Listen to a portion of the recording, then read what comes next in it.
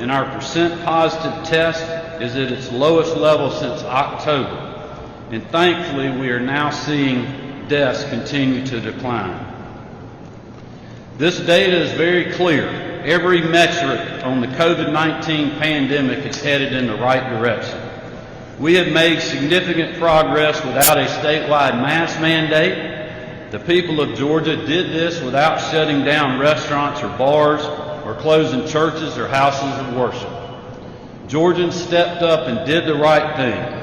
The people of our state are resilient, and they have proven that over the last year. And as we've said many times before, people, not the government, would stop this virus. Georgia has been open, and Georgia will continue to be open because we are a state that values both the lives and livelihoods of all our citizens. When it comes to vaccine distribution and administration, we continue to make significant progress in vaccinating our most vulnerable Georgians. With 77% of our COVID deaths occurring in those over the age of 65, we focused on providing access to the limited supply of the vaccine to these high-risk Georgians. That approach has led Georgia to beat the national average in vaccinating seniors, with nearly 2/3 of our total senior population receiving at least one dose. With increased supply on the horizon, we worked quickly with Georgia Emergency Management and Homeland Security Agency to stand up 4 initial mass vaccination sites and announced last week that an additional 5 sites would go live a week from today. We also expanded vaccine criteria beginning this week in order to protect more high-risk Georgians and get our citizens back to normal.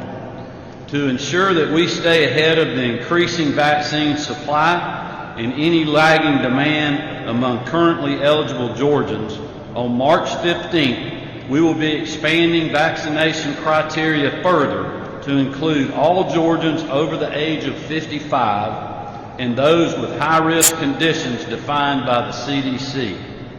Dr. Toomey will cover these conditions during her update here in just a few minutes. But again, the criteria will open up on March 15th to Georgians over the age of 55 and those with high-risk conditions as defined by the CDC.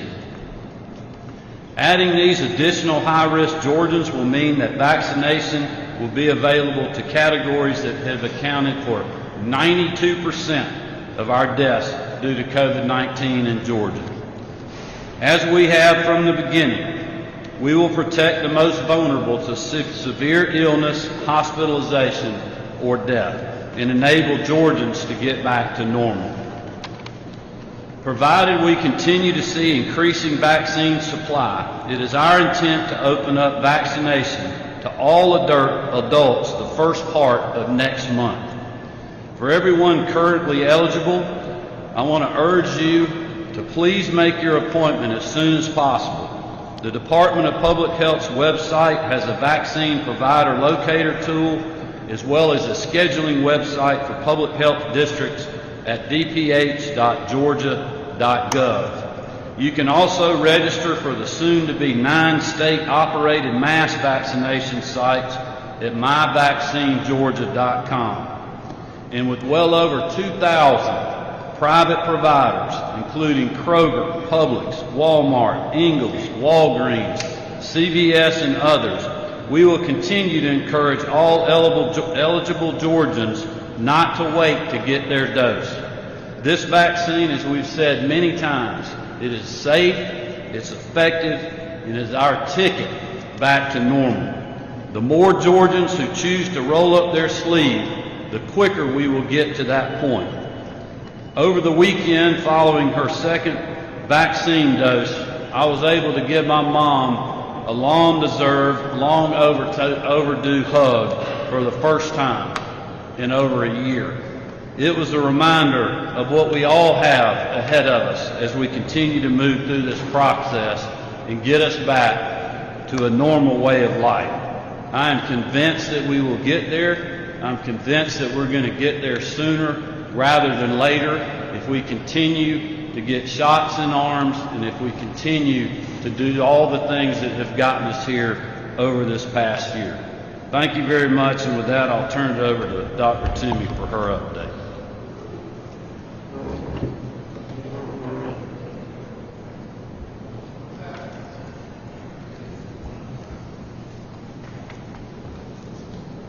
Thanks so much.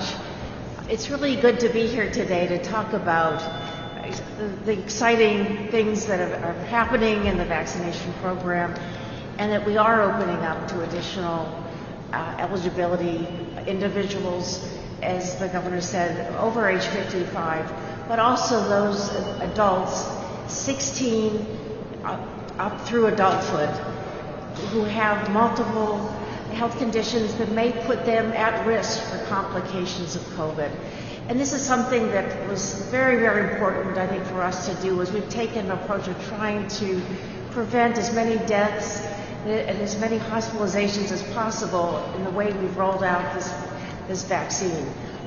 Those individuals who have, although they may be younger, who do have these health conditions may end up with more complications from COVID. And I just wanted to go over some of these conditions so that you know the breadth of the eligibility that we're now going to be prioritizing in the vaccination program as we beginning next week.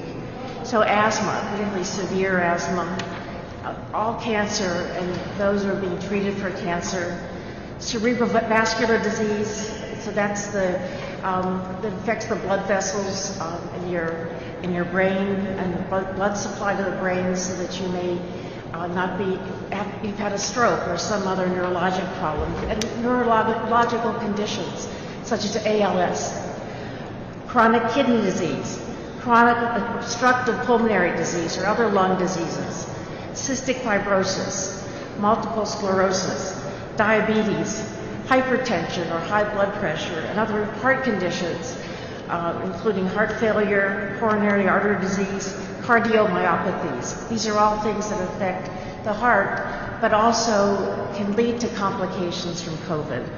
Immunocompromised states, so again, individuals with HIV, for example, will be eligible now.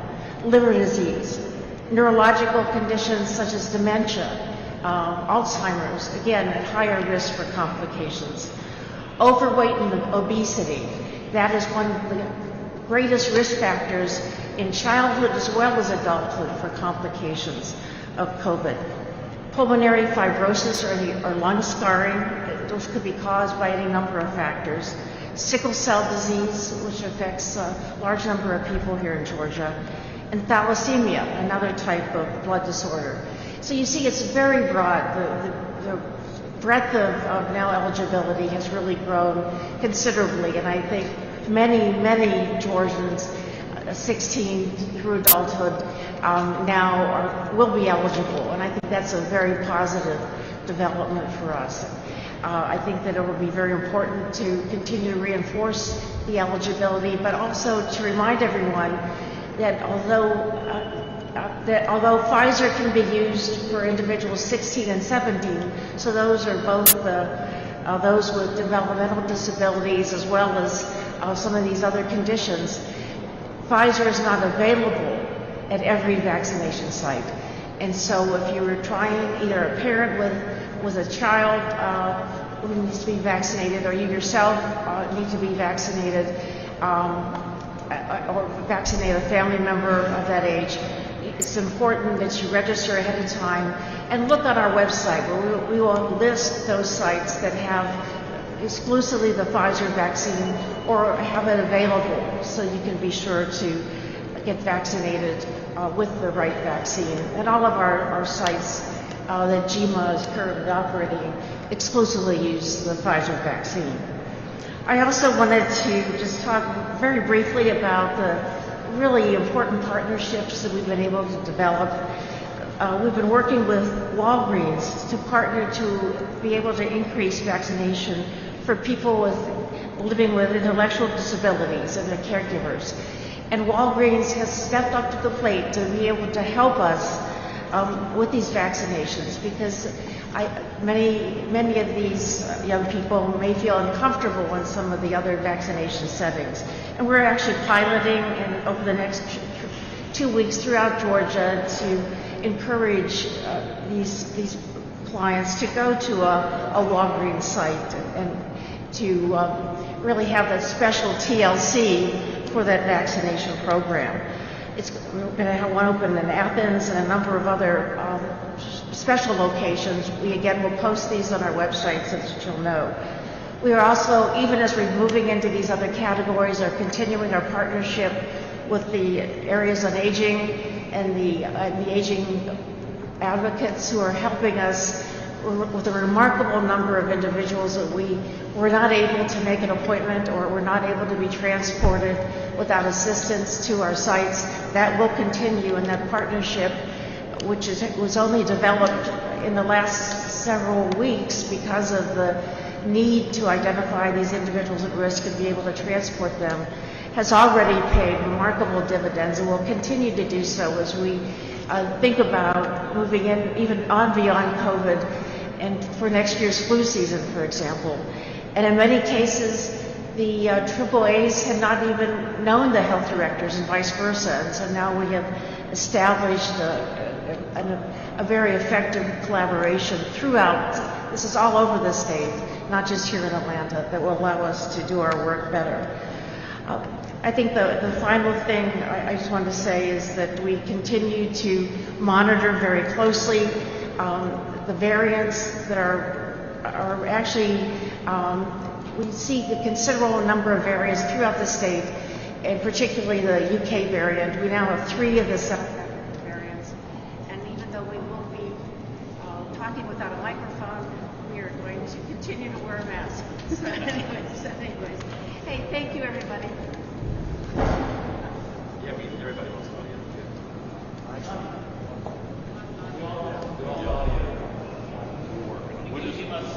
We'll just pause. We'll pause for 1 second. Guess we're going to get a second. We're going to go get